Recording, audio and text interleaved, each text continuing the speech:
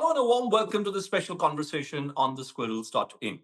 So much has been spoken about since last night when Donald Trump took oath as president for the second time and immediately signed an executive order which has now posed a huge question mark on who really can remain a valid US citizen. With me, well-known education advisor Kavita Singh joining us live. Kavita, thanks so much for taking time out today on squirrels.in. Thanks so much for having me here. So let me straight away begin by asking you, Kavita. Last 24 hours, our phone lines and our social media lines have been absolutely jammed by viewers seeking clarity on one basic question.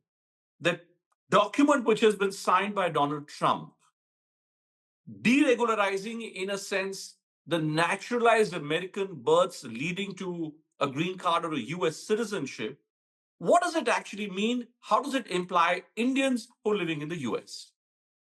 Yeah, so there's two separate points. First is whether the executive order is actually going to hold weight, because this is something that should be passed probably through the legislation, and the judiciary has to actually approve it. So the executive order on its own, most legal experts will say, probably will not be able to actually push this through.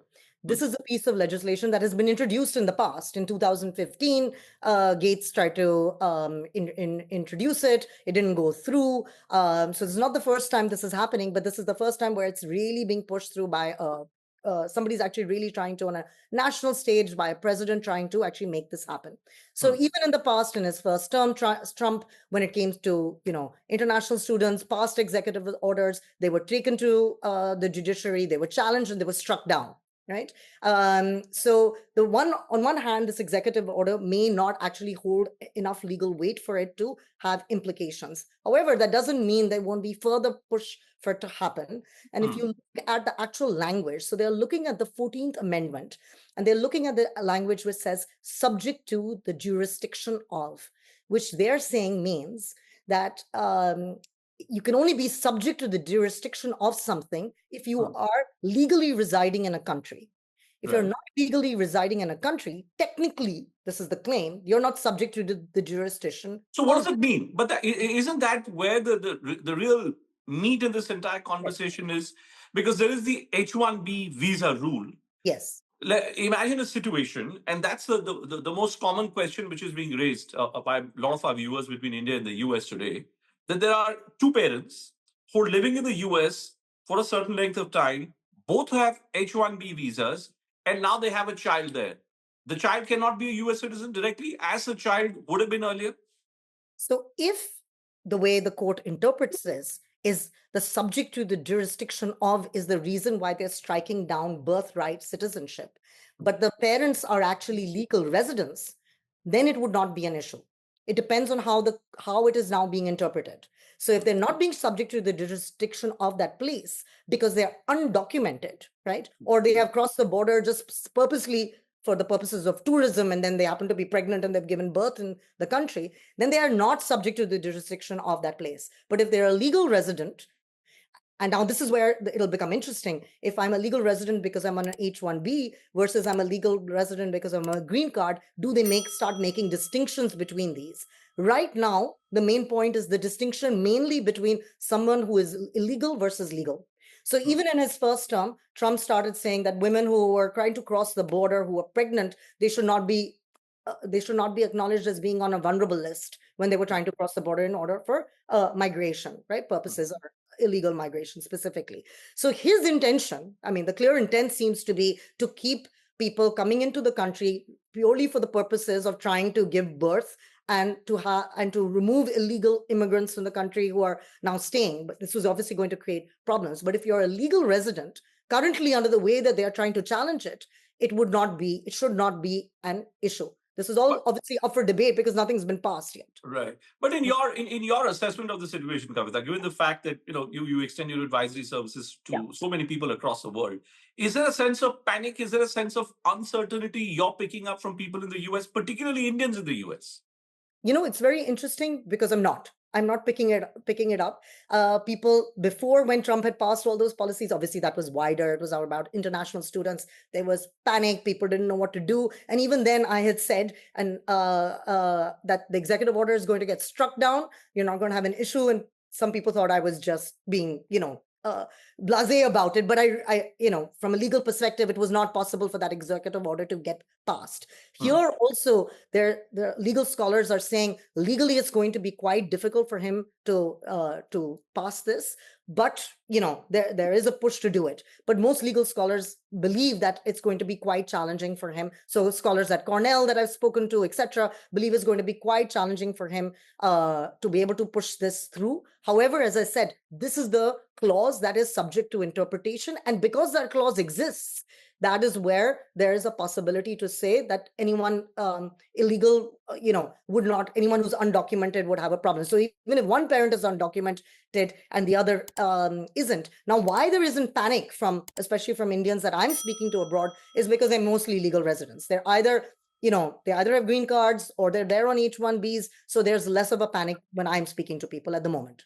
Okay, but from a professional standpoint, yeah, like I've been looking at a lot of handles on X.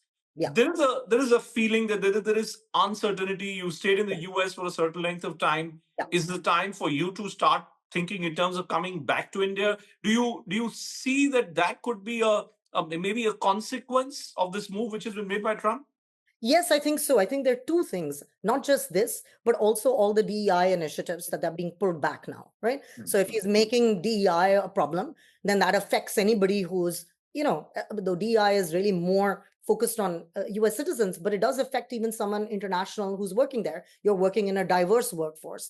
I have worked in workforces in the US where, at the junior levels, it was a lot of minorities, etc. But as soon as you started presenting to the board, it was the least diverse board you would ever meet, right? And that becomes difficult to move up the chain. You don't see diversity. You don't know whether you're even going to be able to actually ever be a senior member of the company. Now, as companies have started to roll back DEI, this has started happening already, right? Meta has done it, Walmart has done it, etc. That feeling that you're not welcome, that you may not rise in the way that you were expecting to, will start to play on people to say, should I move back to India? I have seen Indians who have been there now for a while who are anyway thinking about moving back to India because they see the opportunity in India that they didn't have 20 years ago, right? They're in senior positions and they're considering anyway coming in and moving. So some of this is pushing people to rethink and and as well as even younger professionals to say, should I really be pursuing, these opportunities in the US, and then moving towards, eventually getting a green card, etc., or should I make this move back to India faster? But isn't it, to your point about this being subject to a jurisdiction, Yeah. isn't this also a fact that this entire election was actually fought over the last 2 years in the US about precisely these kind of questions? Who really deserves to be a US citizen? What are the rights that a US citizen should really have? You now have the likes of a JD Vance, you have Elon Musk. The entire paraphernalia on Capitol Hill today appears to be wanting to push through this specific amendment which Donald Trump has signed, the specific constitutional amendment which is being spoken about. So, therefore, is there a greater chance in your understanding of what has been signed actually passing through the jurisdiction of the courts as well? Possibly, because now we have courts which are heavily conservative, not only at a Supreme Court level, which everybody's read about and seen, the way the bench is, but also it's throughout all the lower courts. So again, whether it's something like this, whether it's the DEI fights where they're saying federally they're going to roll back all DEI initiatives, all of that is going to now go through all the courts, and it might be a very different perspective. We've seen that in college admissions, right? Last year, the Supreme Court ruling on affirmative action when it came to college admissions was a big ruling. Everybody was expecting it, but the fact that it actually happened would have only happened under this kind of a bench, right? So similarly, there might be a much greater chance of this taking place. But as I said, when you speak to every legal scholar, that is the only term on which they can fight it. But they will. This is the best chance they have of pushing it through, given not only the political climate on Capitol Hill, but given the way the judiciary is set up at the moment. All right, Kavita, thank you so much. Thank you so much for joining us and turning the spotlight very squarely on what should be looking out for. Thank you so much for your time. Thank you.